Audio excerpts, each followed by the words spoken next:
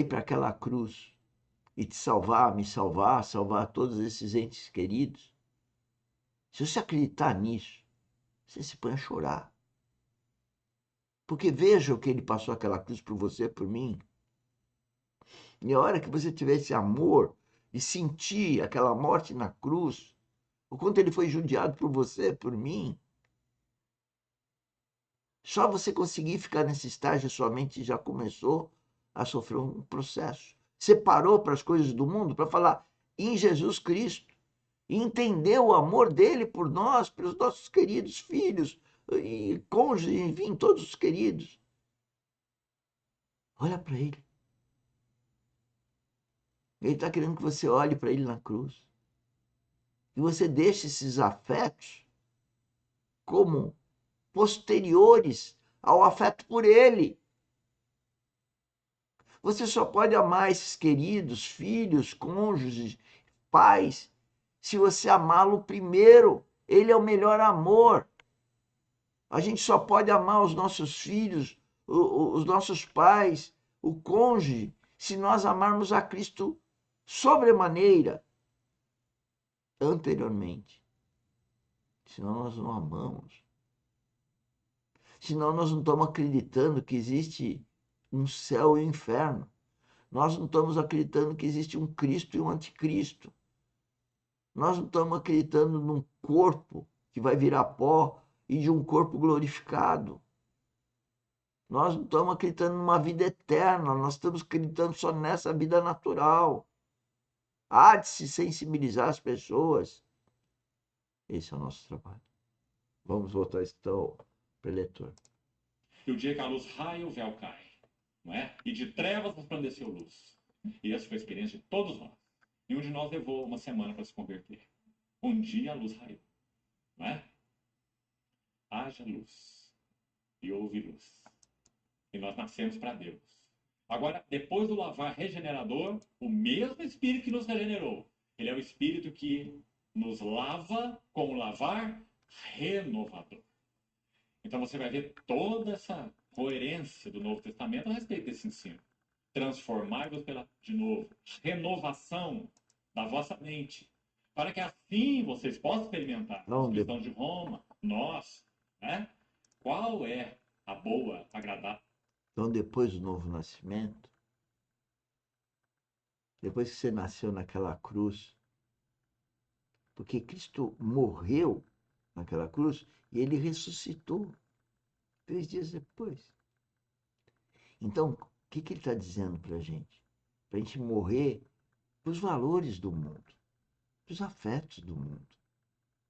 Morrer no sentido espiritual, para não dar importância, como a importância na ressurreição. Aí você ressuscita com Cristo. E aí você vai querer fazer com que seu filho entenda isso, sua filha, sua mulher, seu marido, seu pai, sua mãe, todo mundo na rua. Vai dar uma vontade, se não forem prender a gente, de sair com uma bandeira e falando de Cristo. A gente não pode fazer isso, porque a sociedade não aceita. Acho que você está ficando louco. Se eu aqui fazendo esse trabalho na internet, as pessoas se afastaram todas de mim. Elas dizem que eu que afastei delas. Não, elas que se afastaram de mim. Ou não se afastaram de Cristo naquela cruz. Nem os filhos, os filhos, os irmãos de Cristo, nem os discípulos estavam na cruz. Todos eles deixaram a cruz. Só a mãe que ficou lá e o discípulo João. Vamos voltar a ouvir. E a perfeita vontade de Deus. Então, o propósito de Deus é que nós sejamos, depois de regenerados, renovados pela transformação da nossa mente. E esse é um processo que, sim, irá durar até que o Senhor Jesus venha. Mas tem que ser uma marca distintiva de nós como aqueles que pertencem ao Senhor. Infelizmente, nós vemos que cristãos de anos de vida cristã não expressam uma mentalidade renovada. Seja no falar, seja no comportar, seja no comprar, no vender. no estilo de vida, nas prioridades, nos interesses, nas ambições, nos alvos e muita coisa mais. Salvo, regenerado, mas com mente não transformada. Transformai-vos pela renovação da vossa mente. Ele não escreveu para o mundo, ele escreveu para a igreja. Para que assim vocês possam experimentar que a vontade de Deus é tão boa. Que a vontade de Deus, ela não é estranha, complicada, dificultosa. Ela é agradável. Complicada, dificultosa, problemática é a nossa mente. E não a vontade. Cristo, Deus, Espírito Santo, são três pessoas em uma só. Não quero entender. Nós não temos capacidade para isso. O que importa é saber o e daí. E daí que Deus, que também eu espero que você chame seu Pai Celestial, esse seu Pai Celestial, ele te ama e até muito mais que seu Pai carnal. Porque o Pai Celestial sabe de tudo. Sabe de tudo. E ele faz o melhor para todos. Portanto, até a morte, um acidente, problema de saúde com o nosso pai, com a nossa mãe, com o nosso filho, com o nosso cônjuge, tudo é para o bem nosso. Só que o entendimento vem pela via espiritual, para quem acredita na morte e ressurreição de Cristo.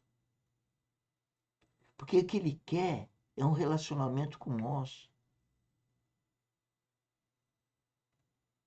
Existe um relacionamento pai e filho se não houver relacionamento? Não. Muita gente se diz cristão, mas não tem nenhum relacionamento com o pai. Portanto, não é cristão. Cristão é um cara que nasceu de novo. Cristão é um cara que a lâmpada, que quando nasceu estava apagada, acendeu. Acendeu onde? Na cruz. Passa a ter um relacionamento espiritual. E aí a cruz, Cristo na cruz, passa a ser uma referência. E no dia a dia que o Pai Celestial vai nos educando.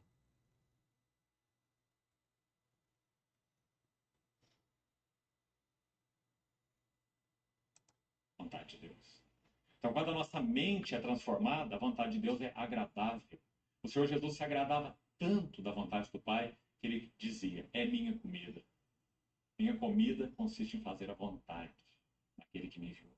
Quando ele agonizava no Getsemane, porque ele contemplava a separação da cruz, aquele cálice que ele iria beber até a última gota. Quando ele contemplava essa separação, ele suava gotas como de sangue.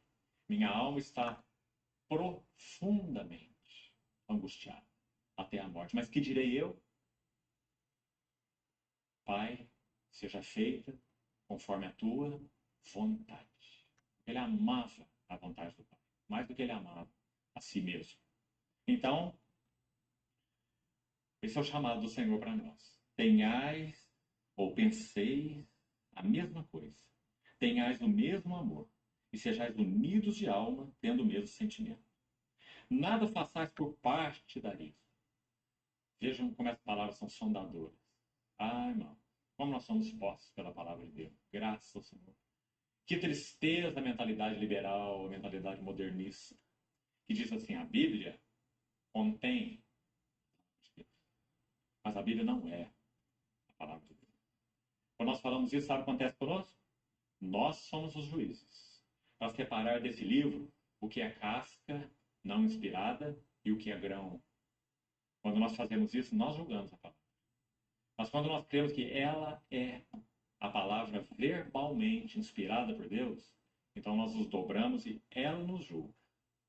E não nós julgamos a ela. Então, nada façais por partidarismo. Como isso nos expõe? Quanto nos expõe? Nosso coração, por causa do pecado, é partidário. É um milagre que nós possamos viver juntos. Milagre do Espírito. Não é por menos que aquele salmo tão maravilhoso. 133.